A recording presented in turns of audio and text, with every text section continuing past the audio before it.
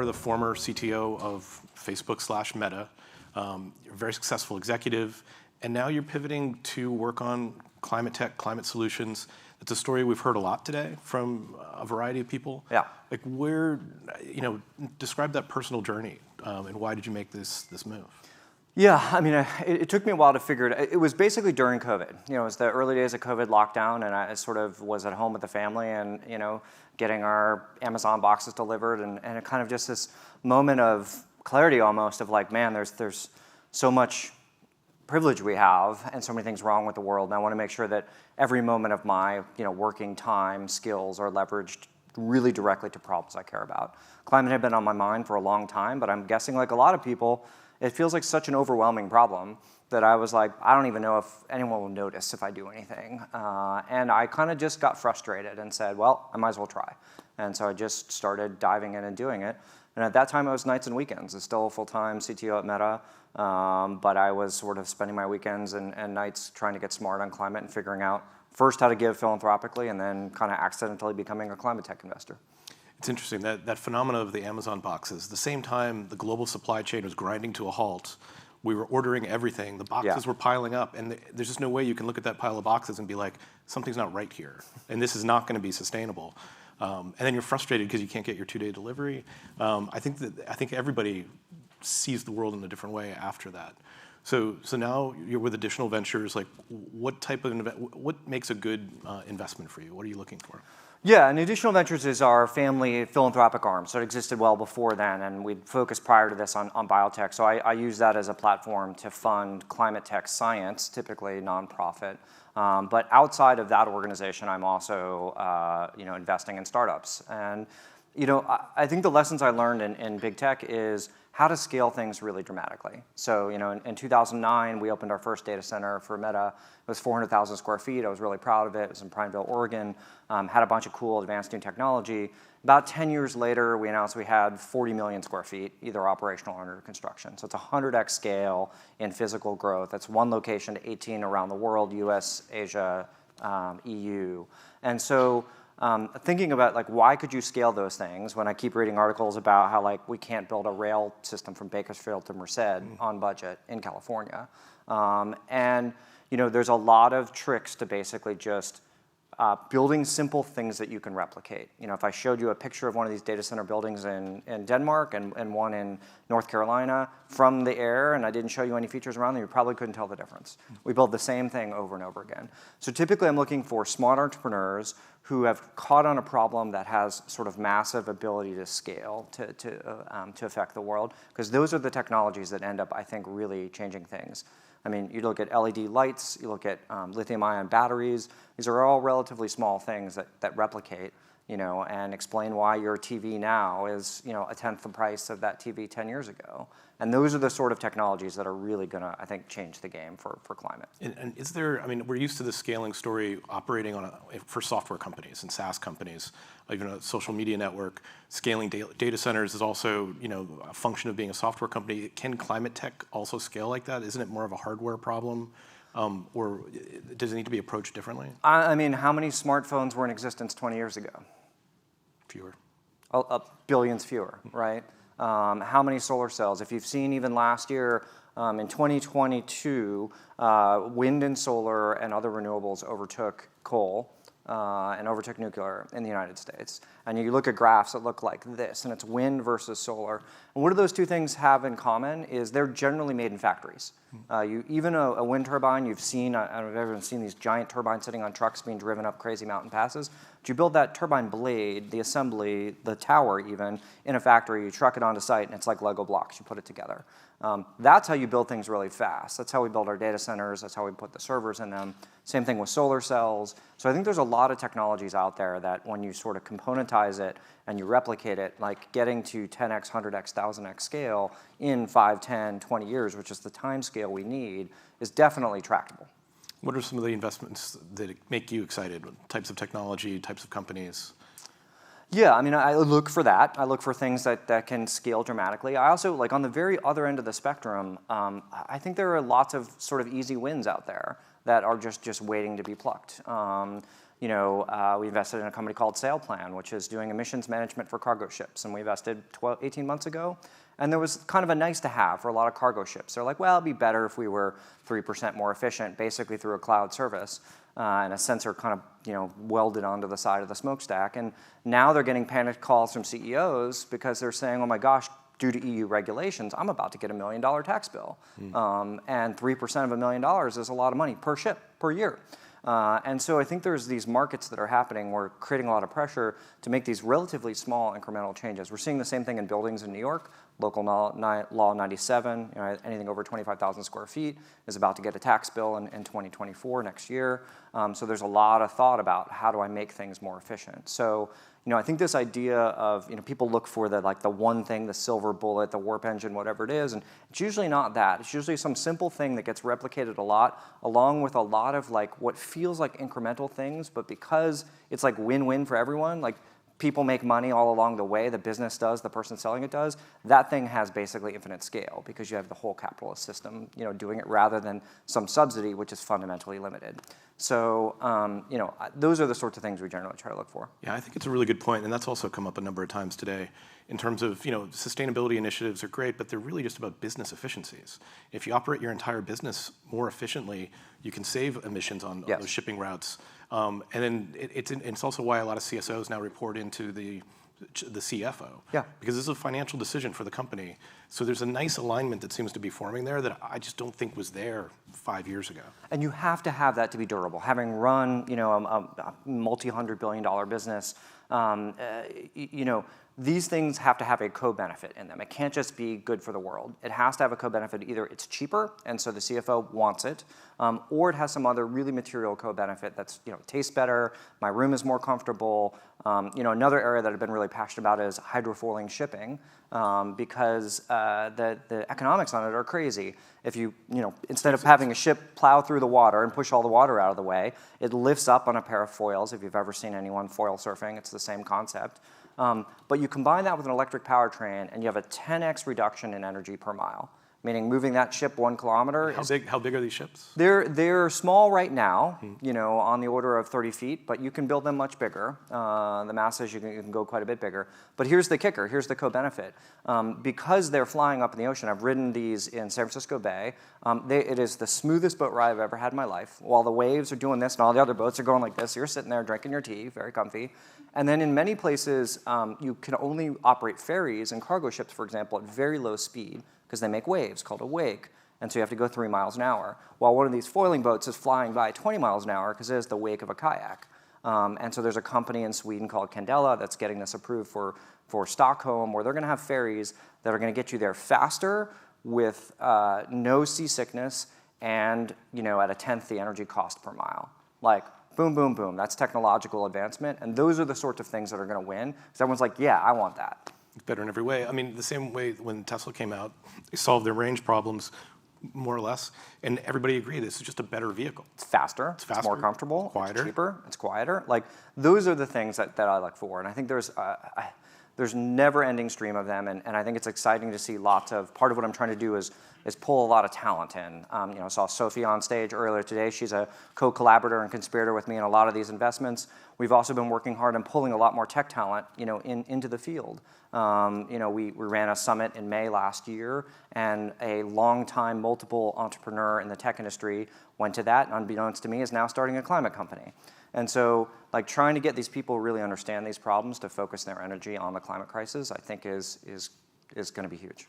Let's talk about the oceans a bit. We've talked about it a little bit today, but you really see the oceans as a tremendous opportunity to serve as a carbon sink for the whole planet. And I think you're more at the research stage when it comes to that. What are you finding out? What are you investigating? Yeah, and so this, to be very clear, is where the focus of my philanthropic efforts. So this is nonprofit work. We're funding science, and again, this I think very top down. So when I got to play the new mind in climate, 3 years ago. I was like, look, I don't know anything. Let me just read everything I can find. Let me look at it. You start doing the basics and say, well, we have emissions, and we have places where those emissions go, that sources and sinks, and then you start doing the math. Say we're nowhere close to hitting our emissions targets, and even if we do, we're going to overshoot, and we're going to be in a lot of trouble. And so we're going to need ways to pull carbon out of the atmosphere, carbon dioxide removal. You start going through all the different ways to do that. Doing that on land is very complicated. It's a trace gas, 400 parts per million, a lot of energy required to suck it up and pull it out.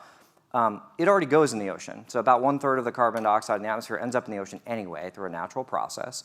The ocean already has 50 times the amount of carbon as the atmosphere. And so you start asking yourself the questions like, well, this pump's sort of already operating. Could I like slap a turbocharger on it rather than build a brand new pump over here? And that's sort of what we looked at. And if NASA did the report, and there's this kind of like bubble chart in the far right we produced, which says like, hey, this idea of ocean alkalinity enhancement, of sort of enhancing this pump, is definitely scalable, multi-gigaton carbon removable, and probably really cheap. It's just not really well understood. Let's fund a bunch of science to like understand it better, to figure out if it's a tool for humanity. How would that process work? Like, what would you be doing? What would you be doing to make the oceans more receptive? Yeah. I mean, you basically have to go back to high school chemistry of alkalinity is the ability of a solution to absorb acid. Tums. You acid stomach, you have a Tums, it's alkaline, it sort of neutralizes the acid. What happens in the ocean is carbon dioxide in the air ends up in the ocean. It becomes a lot of things, but one of them is carbonic acid, which acidifies the ocean, which is also really bad. If you add alkalinity to the ocean, it interacts with that carbonic acid, neutralizes it, and then more CO2 will enter the ocean through just the natural ocean atmosphere surface.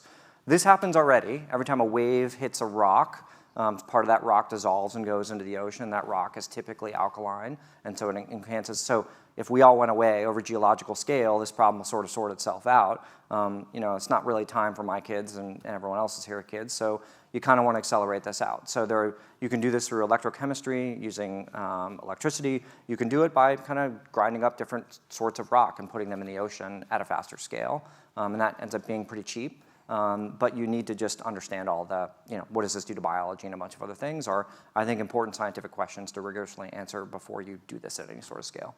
Are you disappointed that you have to fund that research privately and that it's not being done in academic institutions or by businesses or even government? No, I mean, look, we should fund more stuff all the time. I'm disappointed in the scale of philanthropic giving. Like it is behind the arts in terms of total giving, and that seems like a problem. And so that's something we're working on. But I'm excited to fund it, and it turns out it's not that expensive to fund. We are the largest funder in this space right now, and and work is happening. And most of what we're funding is academic institutions, and they're doing amazing work. And it's just more people need to help. Perfect. I think we should open it up to the audience and see if we've got some questions. And I think Mike can actually talk to a number of subjects. It doesn't have to be just what we covered in this talk. So even just synthesizing the entire day's worth of activities. Great, thanks. We've got that's right, especially nuclear power. Wasn't in the pre-brief. Hi, Right there. Evan Friedman, Activate Capital. Hey. Thanks for speaking today. My question, just given recent developments in AI and some of these models, and particularly on compute as a limiter to training and deploying them, and the energy intensity required to do so, what technologies do you think are key to both scaling data center capacity and decarbonizing these energy assets in a cost-effective manner? Yeah, there's like 40 things in there. So let me just pick apart a couple. I think, first of all, advances in AI, stunning. I think it's yet another example of a relatively simple technology being scaled. So just to take a huge detour here for a second, if everyone's heard of ChatGPT or GPT-4 equivalents, that's all powered by a novel neural net architecture called the Transformer, which Google wrote a paper on just about 6 years ago. And it's a relatively simple thing. If I had like 15 minutes, I could explain it to you and we could draw it out on a piece of paper. And that transformer then gets used at massive scale. You feed it a ton of data, a ton of compute, it ends up being able to do quite amazing things. And I think it's just yet another example of simple things scaling. In terms of sort of advancements to train, there's a ton of work happening there, and I think we're just fine. Like you're seeing sort of the compute power in GPUs, network interconnect in fast Ethernet or InfiniBand, the ability to build data centers go really well. The biggest challenge that comes out there is actually just cooling. In a traditional data center, you have servers relatively spaced apart. The central processing unit CPUs are not that heat intensive, a couple hundred watts. in these racks, you'll have 8 GPUs and a server. These things may be 500, 600, 700, 800 watts. They're all pretty close together. So a lot of data centers are moving to liquid cooling. So instead of using free air through the building, you actually bring liquid straight to the server. That's a lot more complicated, but it scales better. So I think we'll be there. I also think that, generally speaking, energy usage of data centers is way overstated. It's an incredibly efficient thing, and it often displaces much other more expensive things. My best example on this is like if you replace a car trip or a plane trip with a video call, like you have massively decarbonized that activity, including all the compute footprint of everything you use to develop all of that. So I think like moving electrons is always easier than moving atoms, and it's something that we should kind of lean into. You're cutting a little close to criticizing the conference industry there, but we still need people to get on planes. I'm here physically. I didn't like teleport in via an avatar or anything yet. So. Hi, my name is Rama Dunayevich. I work for Autodesk. Sorry, over here. Oh, hey. Hello. Quick question. As a venture capitalist, a climate capitalist, how do you measure the success of your investment? Is it on cutting emissions? Is it on return, financial return on investment, some combination thereof? This is a great question. Yeah, so I went through a long journey trying to figure this out because I started as a philanthropist in this space and sort of, like I said, accidentally became an investor. And so I talked to lots of people who do impact-focused investing or philanthropic investing or some combination thereof, and straight-up capitalists who are like, I just want to make money here. The more I looked at it, the more I realized simplifying it was easier for me. I'm not saying it's the right way for everyone. This is part of why I have a philanthropic arm. We give money away. None of it comes back. It should be for the public good, like a scientific paper. When I invest, I expect to make great returns. And so my gating criteria is, if you pitch me on something, my first question is, if you're going to be massively successful, explain to me the climate impact. And it better be pretty easy to explain. If the answer is, I don't know, then I just don't even talk to you. Once you get in the door, say, great, you have climate impact. Now we're just trying to figure out if you're a great investment and that we're going to get venture scale returns on this because that's going to define the impact. You're going to have this massive scale and do all of these things as we discussed in examples before. That's what works for me. A question here in the middle. Thanks. We heard some good assessments of sort of the overvalue and the undervalue earlier in the day with your colleague Sophie's panel. I'm curious to get your take on what you see as if there's any like bubbly froth occurring in this sector and where it might be. Yeah, I mean, there are definitely herds and waves, and like there's safety in numbers, and so people go in certain directions. And I think there's also a tendency to go to things that people can touch and feel and understand. And that's part of why transport's such a big thing, is like everyone gets cars and ships and other things like that. Even in transport, it's like more personal vehicles than it is like shipping and trucking, which is actually a much bigger emitter. So like it doesn't make sense from a carbon standpoint, but it's like people get it and they can see the car at the dealership. So I'd say personal transportation is like way overinvested. I think some industrial transportation like shipping and trucking is actually somewhat underinvested, but that's a whole separate story. I think, again, things that, I took a hard steer towards hard tech, so I tend to only look at things that have some sort of hardware component because a lot of VCs get scared of that because it just is outside their wheelhouse. They can't diligence it, or they're worried it doesn't scale, which I don't actually think is correct. And so that creates a big push on software. So when people see carbon accounting businesses or others like, oh, this is like Salesforce, but for carbon accounting, got it. Like, it makes it really easy to understand. I hope I'm not criticizing. I'm probably I lost a lot of invites to Christmas parties right there. But so I think things that are easy to understand and map to. So I think there's an overinvestment in a lot of like basic software pieces, for this. And I would agree with Sophie 100% that industry, it's an area we're looking, not to give away our playbook, but I think buildings and industry are huge. Lots of room to decarbonize buildings. And like, we need to make a lot of heat to make a lot of things. Most of that heat comes from burning stuff that's bad. Like, it's a huge place to focus. It's not nearly as exciting as, something sitting in my driveway. Cool. Did I see a question on the side of the room? I did. And they have a mic. Just out of curiosity, do you believe that the voluntary carbon markets have a place in these economics, or do you look for things that don't rely on that? Okay, this is the like optimistic philanthropist me, like, please, I hope this works. And then the capitalist, like, we need returns so that more money gets put into this field so it keeps going. We don't have another clean tech bust. So the optimist in me is like, yeah, these things are good. They help bootstrap things. The sort of capitalist in me says that most of the things I invest in are not actually dependent on these because they are quite fragile. Another one. Thanks so much for being here. Do you have an idea of a climate company that could be as big and influential as Facebook was in the tech industry? If so, what area? In climate tech? Yeah. Ooh, now you're making me make predictions, so you can make fun of me in 5 years, and I'm really, really wrong.